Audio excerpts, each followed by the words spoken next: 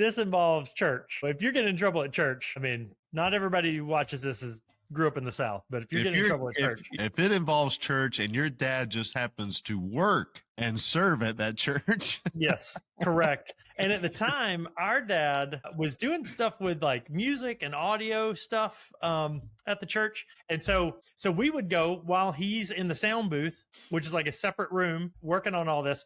We would just run amok. He'd bring us up there and say, all right, don't get into trouble. Famous last words. One thing to know is our pastor at the church back then was famously from the state of Alabama. And there was a lot of fun, like ribbing between Georgia and Alabama people. And so people in the church would make fun of him being from Alabama, that he was backwards, that, behind the times, whatever.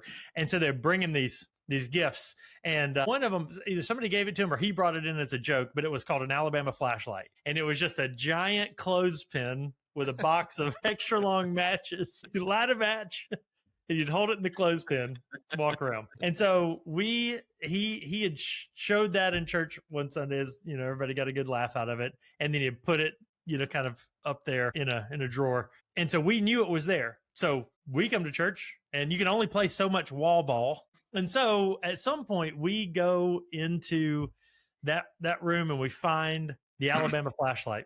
Now this room, this is like the main area of the church. This is sanctuary, baby. That's right. And it's wall-to-wall carpet, and it was pretty big.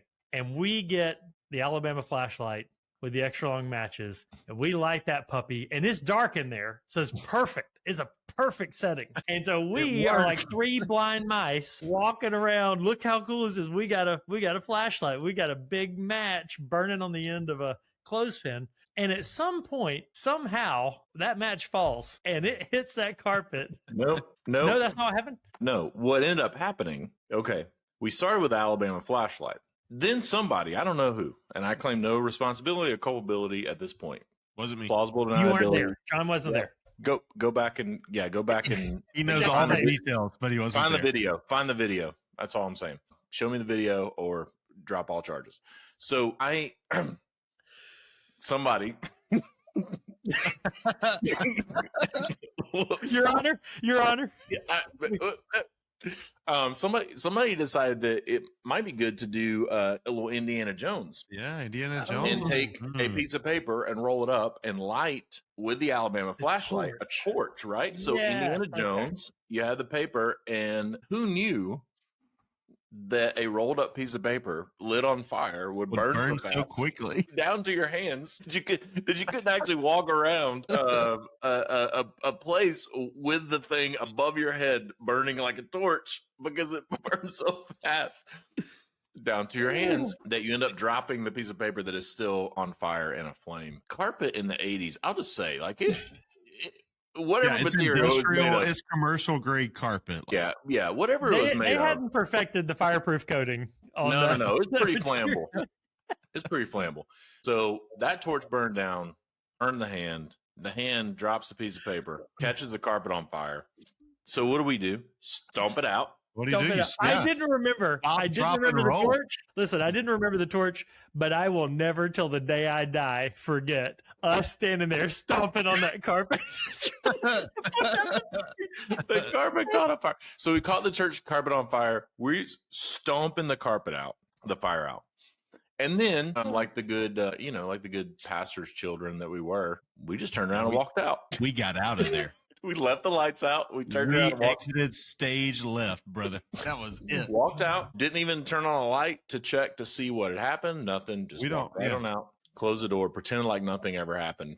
Well, much to our dismay, the janitor showed up to clean the church right about the time that we were getting ready to leave, goes into the auditorium, sees the burned carpet. And my favorite part of this entire story is the janitor goes to my dad and says, hey, carpet burned in here with paper and matches, stomped into the carpet. I'm not sure what happened.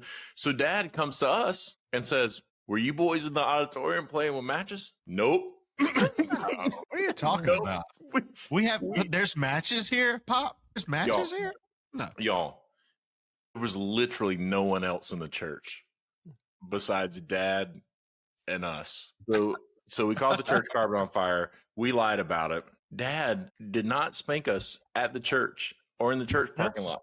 That was a lot of restraint. He drove maybe 100 yards, drove out of the church parking lot, right around the curve, gets us out of the car, gets us spanking on the side of the road.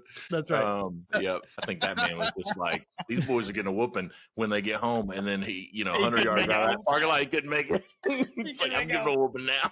So bad because we lied. If I ever catch church carpet on fire again, I'm going to come clean real quick. I'm sweating over here. I forgot.